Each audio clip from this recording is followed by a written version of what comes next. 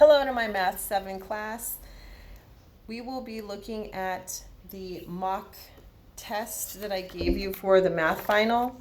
So go ahead and take out that math test that I gave you. We'll be going over part 1, numbers 1 through 50. And go ahead and skip forward on this video. I'll just be going through systematically 1, 2, 3, 4, 5. Fast forward to the problem that you may need guidance on. Also, just a reminder that the problems that you see here for this math final, you will see very similar problems, just the numbers will be changed. So this is 4n, I will change that to say 6n. 6 more than 8 times a number, I might just change the 6 to another number. I'm just going to change the numbers just so you get fresh problems. And without further ado, let's get started. So as I go through this, I plan to just kind of motor through it. I'm going to go a little fast so that I don't make a long drawn out video. If I go too fast here for you, maybe review it or just ask me in class in the next couple days before the final. So number 1 and 2, we have expressions. 3 and 4, we have equations. We know that because equations have equal signs, expressions do not. So let's go ahead and start. 2n plus 8 minus 2n. So I can see right off the bat that I have two like terms, and I have a positive 2n and I have a negative 2n. Those cancel each other out, so I'm left with just 8. Also, by way of the distributive property, I can pull out these 2's, so I can say n times 2 minus 2 gives me n times 2 is 2n, n times a negative 2 is a negative 2n. So 0 plus 8 gives me 8. Number 2, let's locate our like terms. We have a 4n and a 10n, and then our next like terms are a negative m and a negative, we have three like terms with the n. See the n, and the n. So 3 like terms with the n, and only one unique variable of an m. So we're going to add 4n plus 10n plus 9n. So you can write it out again if you want to. Oops, minus 9n. So 4n plus 10n is 14n. That gives me 14n minus 9n. 14n minus 9n is 5n, a positive 5n. And then the only thing I need to consider here is that my negative m is still left up there. Again, this negative m doesn't have any like terms with it, so it just stays the same. Nothing happens to it. So then I'm going to go ahead and move up my 5n minus m, and that's my answer. Number 3, I notice that I have 2 like terms on the left side of my equal sign, so I need to combine those. So 6n minus 4n is 2n, and then I'm left with a positive 2 as well, equals negative 6. Now I want to get my n isolated by itself, so I'm going to subtract 2 from both sides. These cancel out, and over here I'm left with a negative 8. Bring down my 2n. And then I can just mentally solve this at this point. 2 times what gives me a negative 8? 2 times a negative 4 gives me a negative 8.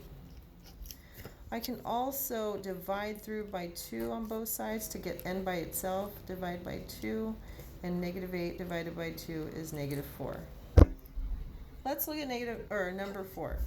So I'm going to rewrite this problem here, okay, because I need to distribute this negative into both terms here.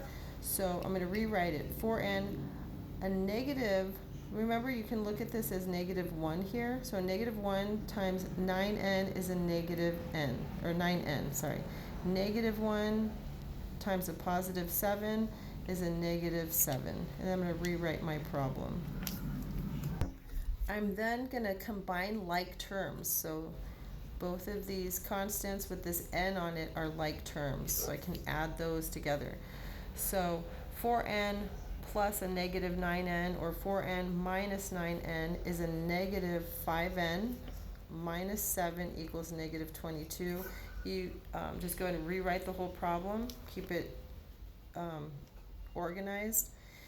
Then I want to isolate my n, or get the variable by itself, so I'm going to get rid of the 7 by adding it to both sides. Oops, I need to add 7 to both sides.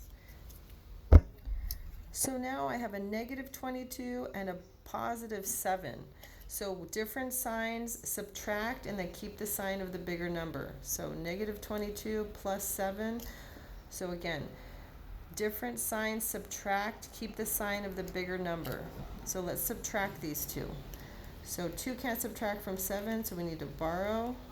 12 minus 7 is 5, and then bring down the 1. Keep the sign of the bigger number. Negative 5n, bring down my negative 5n there.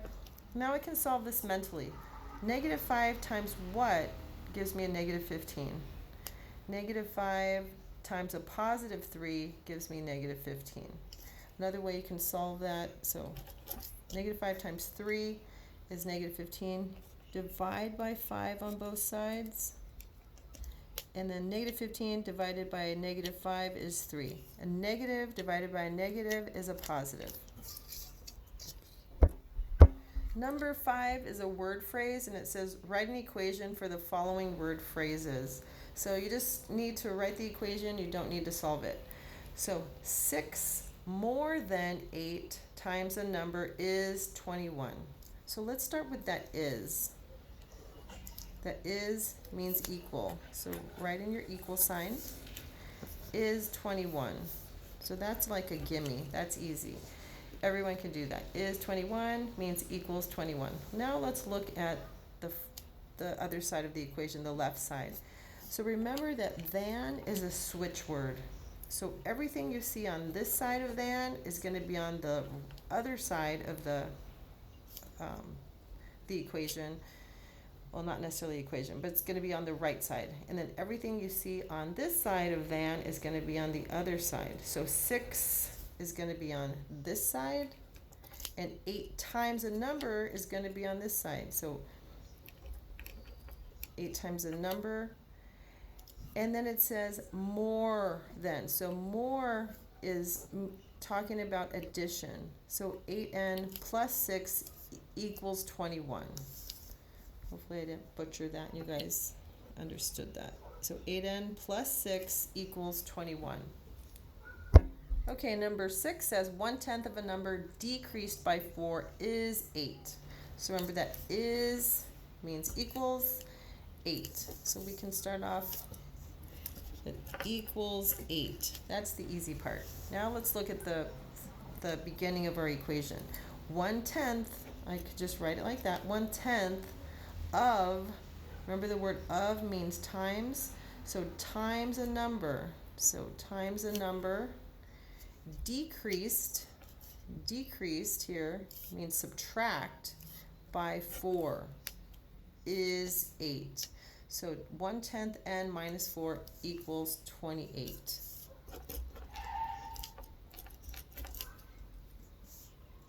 I feel like I just said 28. 1/10 n minus 4 equals 8.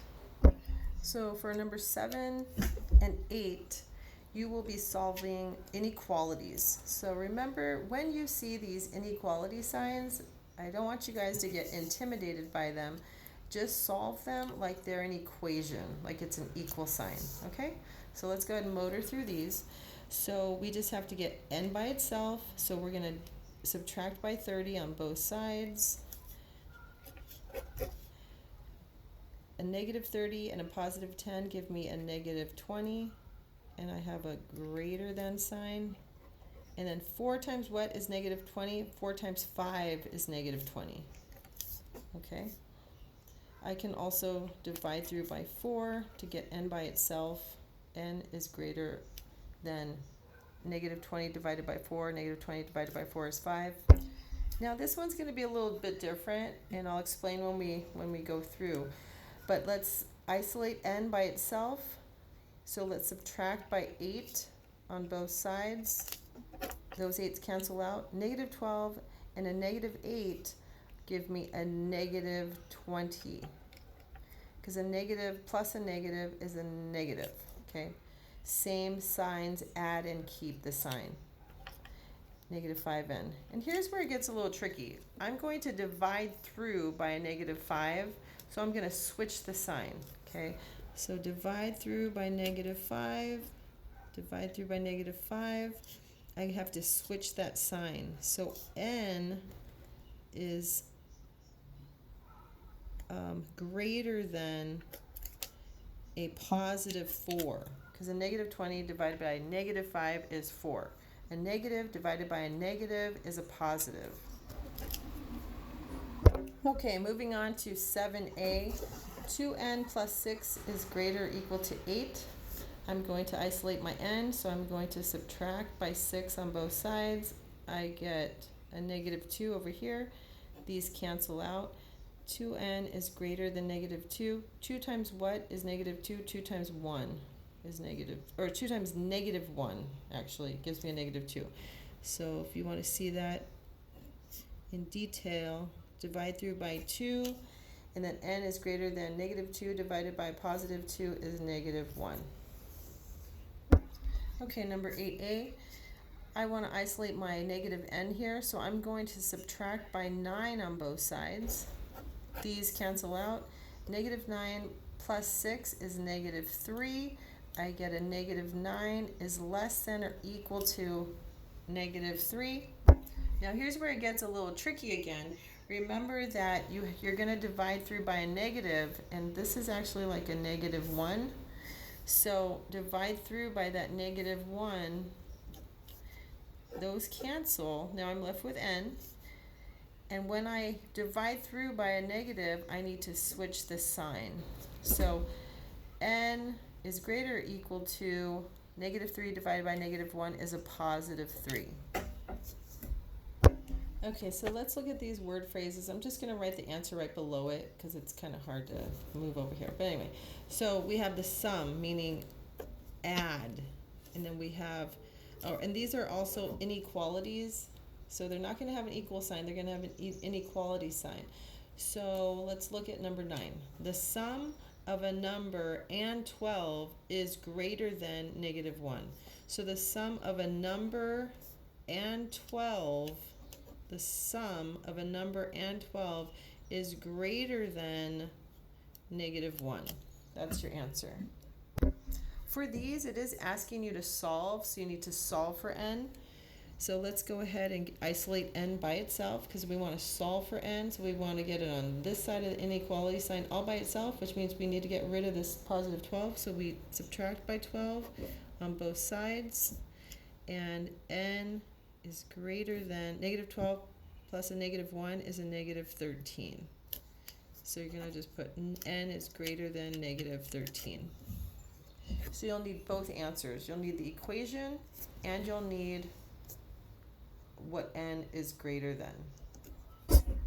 For number 10, it says the difference. So the difference means subtraction. So you can have subtraction sign there in your inequality. So the difference of a number and 15. So the difference of a number and 15 is at least 3.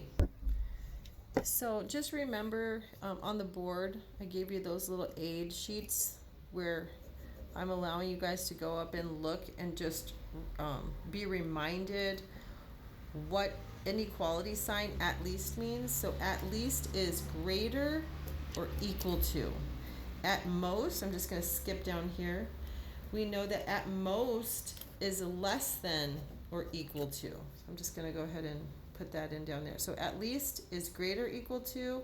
At most is less than or equal to. Okay, kind of like opposite, least, but then this is greater, most, and then you kind of have a less sign here. So 3. So here's my equation. N minus 15 is greater or equal to 3. And I need to solve for that. So I'm going to get n by itself. So I'm going to add 15 to both sides. We have 18 over here. N is less than or equal to 18. Remember, you need the equation and what n is less than or equal to. Now for 11, the quotient. So quotient means division. So you can either write the little division sign there. I prefer the division bar. So the quotient of a number and 6 is at most 10. So that's your equation right here. The quotient of a number and 6 is at most is less than or equal to 10. And then you'll solve that by getting n all by itself. So I need to isolate my n, and I need to get rid of the 6. Okay, so we look at this function here. This is a division function, and the inverse of division is multiplication. So I'm going to multiply to get rid of the 6 by a whole number of 6. I'm picking that because that allows me to cancel those out and be left with just n here. So I'm going to multiply by 6 right here to cancel those out. But what I do to one side, I have to do to the other. So I'm left with n is less than or equal to 60. Numbers 12 through 15 will all be unique. I don't know what year you all were born in, but I'll guess what the majority of you were born in. Probably, well, I'll just do my year. I was born in 1973. I know I'm old. You guys do the math. And so I'm going to round my birth year to the nearest tens place, okay? So if we look at this number, we can look at this number as a whole number, okay? 1,973 with our decimal point at the end of the whole number. That's where our decimal point goes at the end of the whole number. And this 3 is in the ones place, okay? This 7 is in the tens place, hundreds, thousands. So for number 13, 14, and 15, they're asking to round this number to the nearest tens, the nearest hundreds, the nearest thousands. So in order to round to the nearest tens place, which is the 7, I need to look to the right. And if this number to the right is above 5, this number will go up. If it's to 1,980, but if it's less than 5, which it is, it's going to stay the same. So if this number is above 5, this changes, goes up 1. But if this number is below 5, less than 5, this number will stay the same, and we'll put a 0 here. Okay, so that's what I'm going to do. So 1970, that's rounding to the nearest tens place. Next, we're going to round to the nearest hundreds place. So this is ones place, this is the tens place, this is the hundreds place. So I'm going to look to the right to see if this number will go up or stay the same.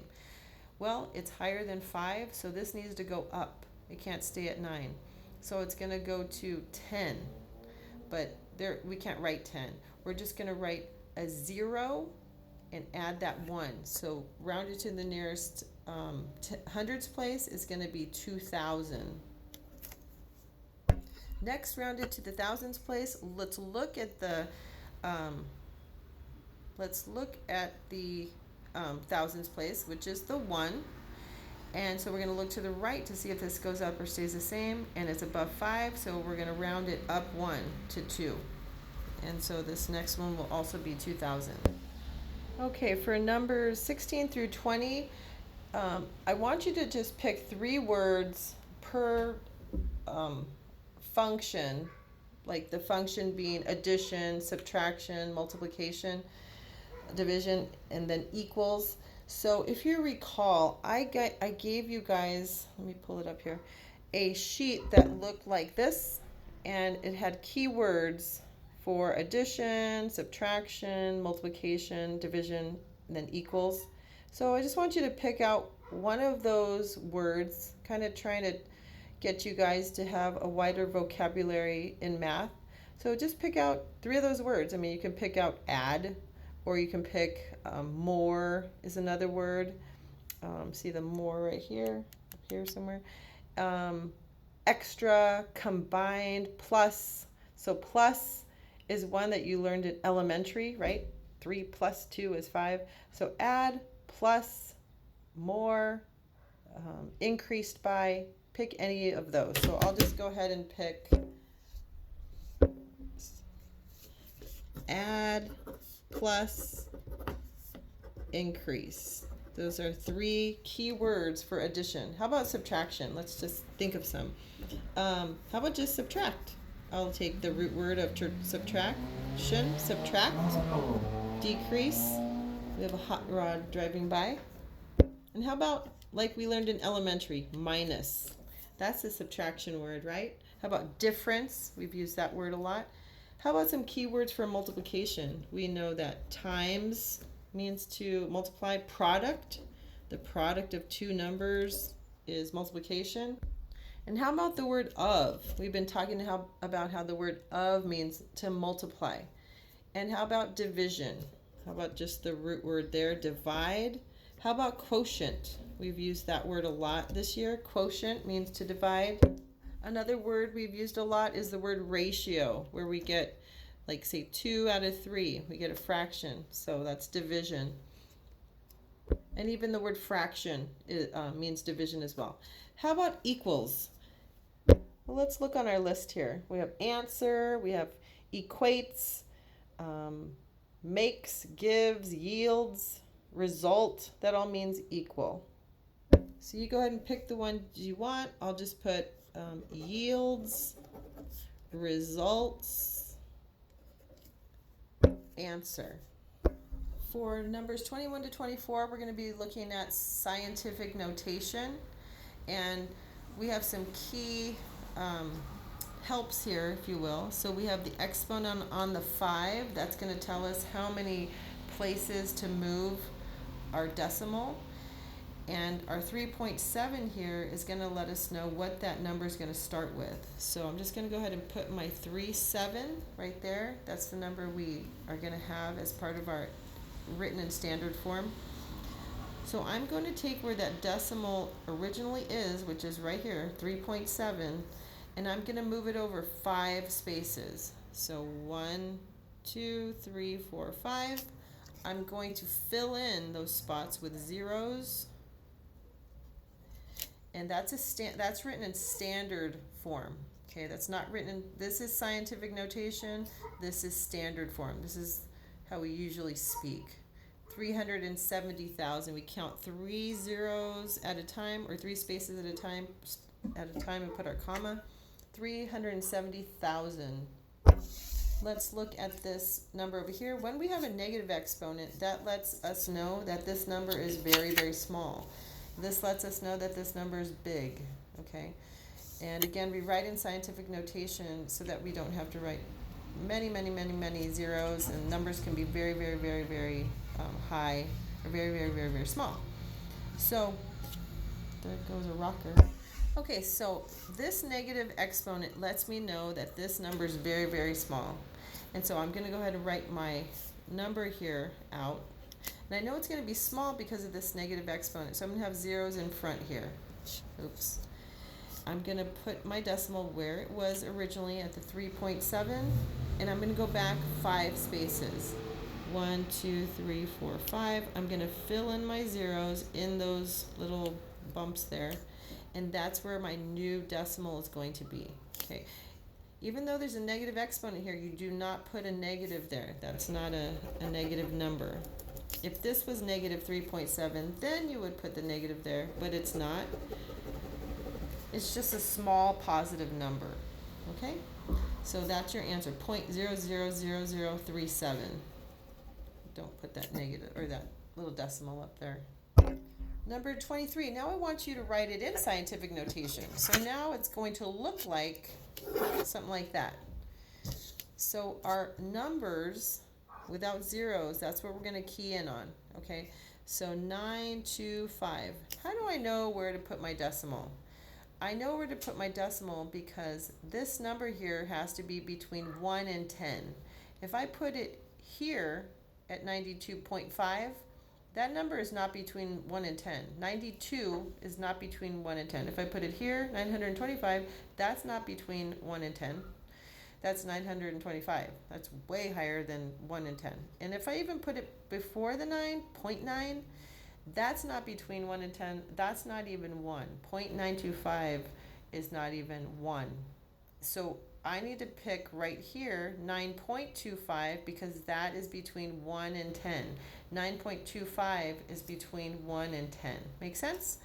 I'm going to put my times sign there. It's always going to be 10. And then I'm going to count my decimal places from that point to the end of this line here. So I plotted my point there, and I'm going to count 1, 2, 3, and 4. That's how I know what exponent goes above the 10. And moving on to 24, similar. So 9.25, because that number is between 1 and 10. And then I'm going to count how many times I moved my decimal to this spot right here, because that's where I moved it. See? So I moved it 1, 2, 3, and 4. A 4 goes up here. This is a small number, so I need to put a negative sign on my exponent. Oops, I kind of did that wrong. I got a little premature there. So 9 times 10 to the negative 4. So that's written in scientific notation. Just remember, very important when you're doing scientific notation, this original or this number here in front has to be between 1 and 10. If you put the decimal anywhere else besides there, it is not going to be between 1 and 10. Number 25 says, find the average of the following numbers. Remember, to find the average, you need to add all these numbers up, and then you divide by how many you have. So 1, 2, 3, 4, 5, 6. So this total divided by 6. Okay, whatever this total is divided by 6. So I added them up and I got 174, I believe. So 174 divided by 6. And after I divided that out, I got a total of 29. So my average between all of these numbers is 29. Okay, number 26, let's find the greatest common factor of 4 and 14. Remember, factors are numbers when multiplied together give you this product. Okay, so let's find all the factors of 4 and let's find all the factors of 14. So 1 times 4 is 4, 2 times 2 is 4, and that's basically it.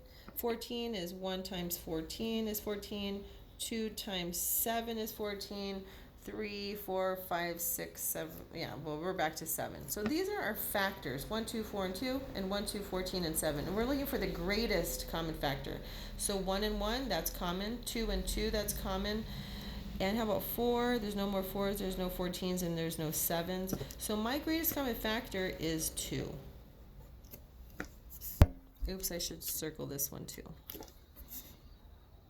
I will just pause here for a second and just reiterate for those of you who are watching. When I was a 7th grader, this was something that was really hard for me for some reason, and I just want to share with you that it doesn't have to be. When you're finding the greatest common factor, find the factors of both of these numbers, and then just find the greatest one, the biggest one, the largest one between these two sets, okay? So find all the factors of your first number, find all the factors of your second number, and that's your greatest common factor. 27, what is the lowest common multiple? Well, we have to know what multiple means, right? So multiple in my mind means the answer to something. So if I'm going to list out all of my factors for 6 and all of my factors for 15, all of my multiples. We're looking for multiples. Number 26 was factors, number 27 is multiples. So I'm going to list out all the multiples, which means all the answers. There's another writer going by, sorry. So 1 times 6 is 6, 2 times 6 is 12, 3 times 6 is 18. That's what I'm talking about, the multiples of 6. And I'm just going to go ahead and write them all out for you so that if you're struggling with this, you can learn what this word multiple means. So 1 times 6 is 6. I'm just going to write it right here. 2 times 6 is 12. 3 times 6 is 18. 4 times 6 is 24. 5 times 6 is 30. 6 times 6 is 36. 7 times 6 is 42. 8 times 6 is 48, and so on. So these numbers right here are the multiples of 6. See this common thread here of 6? So all these answers are all the multiples. Okay, now let's find the multiples of 15. I'll just list them over here. So 1 times 15 is 15, 2 times 15 is 30, 3 times 15 is 45, 4 times 15 is 60, and so on. And so our least common multiple, or our lowest common multiple, means that we're looking for a number that is low, that is the least. So we need to find 6. Is 6 common over here? No. Is 12 common over here? No. 18? No. 24? Nope. 30? Yep. So 30 is here and 30 is here. That makes it our lowest common multiple. 28 says fill in the missing values. So we have a pattern here. Describe the number pattern in the box. 2, 10, 50. Now sometimes these can be tricky. So just looking at this, I might say like 2 plus 8 equals 10, but 10 plus 8 doesn't give me 50. Let's try something else. 2 times 5 is 10. And then 10 times 5 is 50. I think we got it. So 2 times 5 is 10. 10 times 5 is 50. That must mean the pattern is times 5. That's what you're going to put in the box, times 5. Or you can write it out like times 5. Whatever you want to do. Either one is fine. And then you're going to put the two consecutive numbers that are in this pattern. So 50 times 5 is 2, 5 times 5 is 25, and then add a 0. So 250, and then times 5. So 25 times 5, 25 times 4 is 100, so 25 times 5 must be 125, and then add that 0. Okay, number 29. In your own words, what is a prime number? Now remember, a prime number is a number when multiplied or divided can only be divided by 1 and itself. So you can write it just like that. Can only be divided by 1 and itself. Divided by or divided by when, here, I just pulled it up right here. So here's what Siri says. In math, prime numbers, let's see if I can get it ready.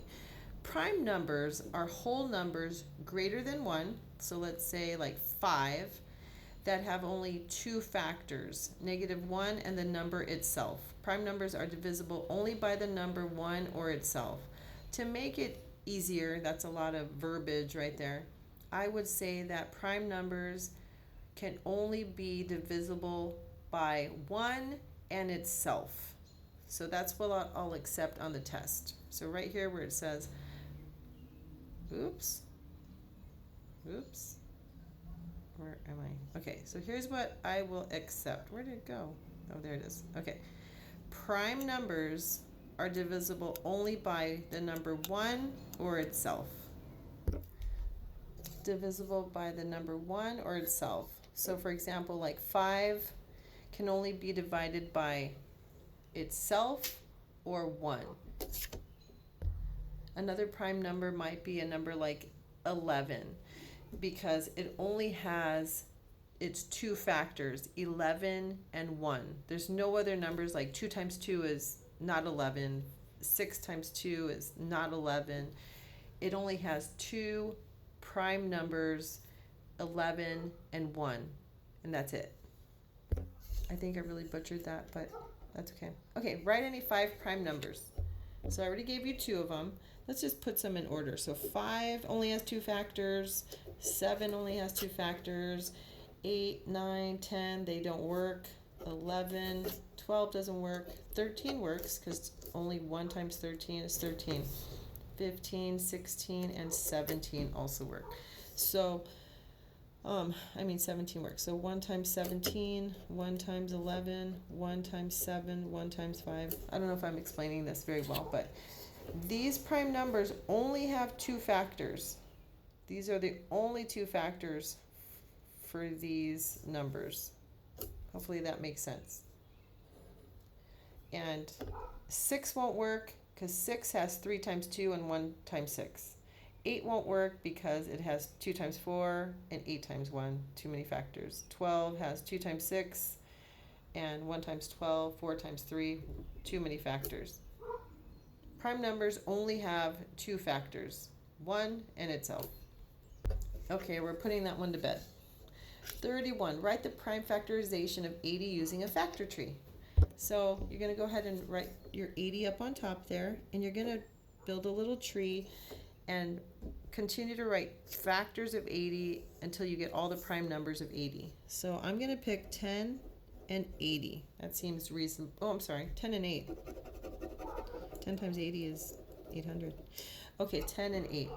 These both are not prime numbers yet. Well, they're just not prime numbers. So we're going to keep pulling out the factors, okay? So I'm going to write another couple branches there, I guess. 5 and 2, 5 times 2 is 10, and 4 times 2 is 8. I'm going to go ahead and circle my prime numbers.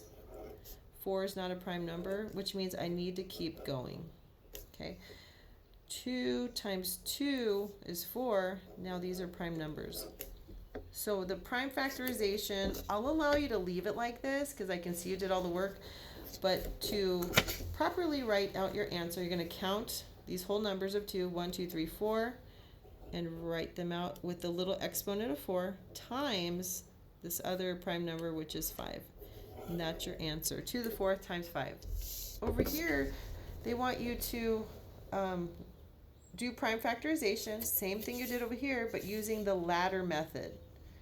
So write your 90 here, and you're going to draw like a little ladder guy like that. And then you're going to put your prime numbers here. You're going to try to get all your prime numbers on the left side of this 90. So my first prime number is going to be 2. 2 times 45 is 90. And then I'm going to draw another ladder doodad like that. Now I need two factors. When multiplied together, give me 45.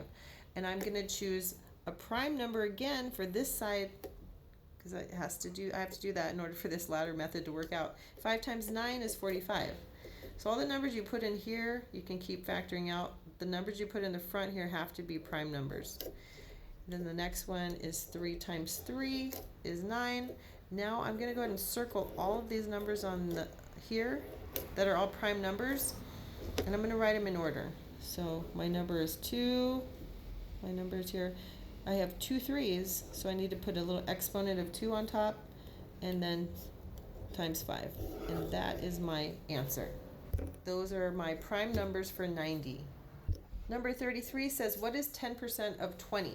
Hopefully by now you guys can solve that mentally. We went over that a lot in class. So 10%, you have a 1 here, and you're going to look over at your whole number of 20, and hopefully you can see that 10% of 20 is just 2. But if you can't see that just yet, go ahead and read out this phrase right here, 10% of 20. So 10% is like writing 10 over 100. Of means multiply, and then 20. So you can either multiply straight across, or you can cross cancel. There's a lot you can do here. Or you can cancel out a couple of these zeros.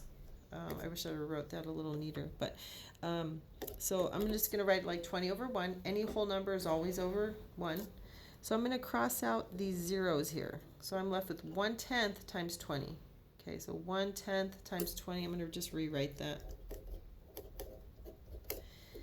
And I can now cross cancel here as well. Or I can just multiply straight across. 20 over 10 equals 2. But I'm going to cross cancel here. So 10 goes into itself once. 10 goes into 20 2 times. Now I'm going to multiply across. 2 over 1 equals 2. Remember, 10% of any number, you just have to look at the number here and figure out what your percent is. So, or figure out what that number is. So 10% of 40 is 4, 10% of 50 is 5, 10% of 90 is 9, 10% of 60 is 6. Okay, number 34. What is 4% of 150? I'll show you two ways that you can do this. Again, your 4%, this percent sign, remember what I told you in class. This word means, or this percent sign means per century. And so a century means 100. So this 4 is going to be over 100. So 4% is 4 over 100. Of means multiply 150. And you can either cross cancel, you can simplify here, 4 over 100. We'll go ahead and simplify. So 2 goes into 4 2 times, and 2 goes into 150 times 150. This can also be simplified 2/50ths. So 2 goes into itself 1 time, and 2 goes into 50 25 times. Hopefully you're following along here. I'm not writing too sloppy. And then I can go ahead and cross cancel here. 25 goes into 156 times. Goes into itself once, and that is 6.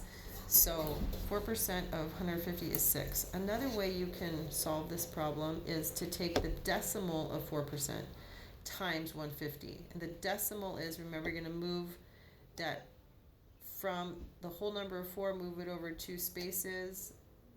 0.04 also equals 4%. So 0.04 times 150 will also give you 6. If you multiply that out. Okay, number 35. What is 60% of 40? Same thing. So you can either write 0.6 times 40 and figure it out that way, or you can write 60 over 100 times 40. Okay, so let's try 60 over 100 times 40. Let's go ahead and cancel out those zeros there. So now we have 6/10 can be simplified. 2 times 3 is 6, and 2 times 5 is 10 times 40. And